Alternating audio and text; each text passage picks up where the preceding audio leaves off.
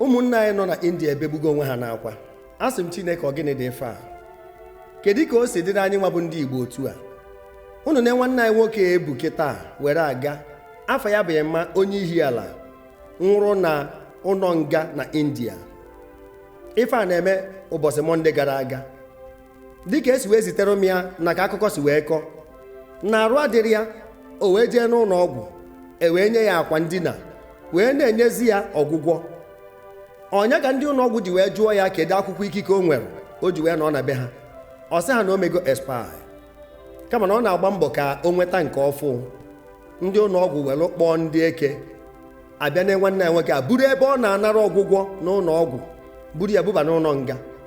O wee na-ayọ ha biko ka ọ narụcha ọgwụgwọ kama si bụ na ya ka ndị be ha fụ ya na ndụ wee gwọọ ya. Ọ sị mba, ndị uwe ojii wee sị na ọ ya anọ abalị 90 90 days mgbe onye na-anwụ anwụ ji ya ka abịa n'ụlọ ọgwụ. Ọ bụrụ na a na-achụ ya nwụdi ya na be ya, otu esi wee kọọ ọ bụrụ na o nwere ọgwụ ike ogbe wee nwụdi ya n'ọnụ ọbịa n'ụlọ ọgwụ.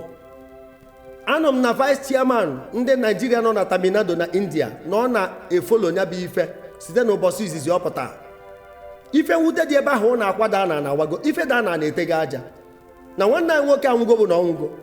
Kama ife eji na-eweta ife onyonyo abụ nke mbụ ka ndị be ha marụ, nke abụọ o kwesịrị ka ọ dị ka ndụ mmadụ ọ ndụ ọkụkọ ma ọ bụ nagodo nkịta ka moto gburu onye nwe ya na-akwa arịrị. Maka otu ọ bụ na onye Igbo o nwere ike ma si eso ya ka e esi wee so ya mbụ ndị ọbụla ọha nwe obodo a. Anụ m na-edejegoro ndị Minister of External Affairs akwụkwọ ka ọ mịtakwa ezigbo mkpụrụ maka ichekwa ndị ọzọ. Ada ekwuzi maka onye nwụrụ anwụ nọọ maka ndị uwe ojii. Anụgo m ọtụtụ ife na Indian hospital ka esi eso ndị be anyị, maka ebe ọ na anyị na-eje anyị na-adị ka outcast. A na-eme anyị ka second class citizen, onye ọsọkwa gị pụrụ ụdị ego ọsọ gị nwee. Ọ na-aba pụọ na ndụ anata n'ọnwụ. Ọ bụrụ ezigbo ife ka ọ bụ ije nwoke. Ọ bụrụ na ọ dị ahụ 50 na 50 years ka ọ dị 50 wasted years. Maka nke a bụrụ ezigbo ọnwụ, maka ọ ife ọgwụ ya agwụnwụ, ọ ife ego ya azọnwụ ya ndụ. Ụnafụ ka o si wee jee ịzọ ndụ ya wee nara ọnwụ. Ife a dị mwute maka ụmụnna anyị nọ na India na-akwa arịrị wee zite nya bụ ife. Anọ m ebe ahụ fụkwuzie nke ndị Spanish border na-eke esi na-eme ụmụnna anyị ka common criminals na ha. Eziokwu na enwere ọtụtụ ndị ntorobịa ya dị represent anyị wee anyị ekwu nke bụ eziokwu. Ọtụtụ enwerozi conscience ọ maka ụmụ ma treatment ya.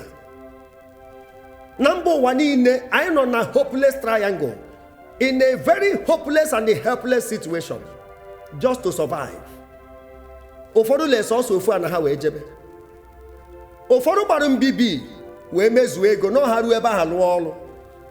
Ka a na-ekwu okwu ndị ọjọọ enwekwara ndị ọma, mana alụ nnachi tụtụ ụmụnne m bụ na o nwerekwa onye ama eme ka nwe ya na Naijiria ebe a. Kama ofu ife nyere anyị ime ka ya na Naijiria ebe a bụ na ezigbo mmadụ dị ụkọ.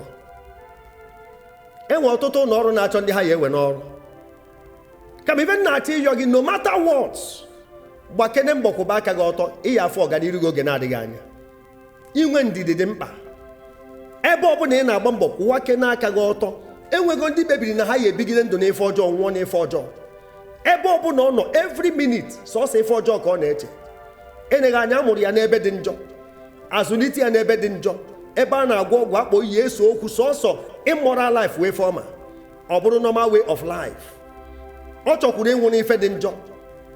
Ama m so many rich people nọ kịta na-achọ ndị ha ya enyere aka, mana ngwere ọ na mere mmagbu amarọ nke afọ na-arụ. Ama onye bụ onye ọsọchukwu ma onye bụ onye Chima Obi bụ afa mmadụ.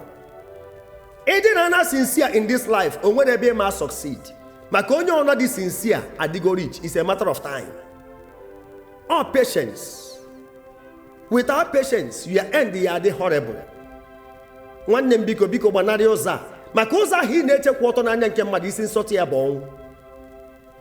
Ife nji metụ aka otu esi eme ụmụnna anyị na border Spain, metụ aka na onye nke nwụrụ na Indian, ife niile abụcha ọnwụ, ife niile abụcha ma treatment, ife niile maka emecha ife akịta ọ bụrụ onye ọ na ya survive ya. Ụfọdụ ka anyị egwu a na tufu, ụfọdụ ka anyị ọwa seed otu a.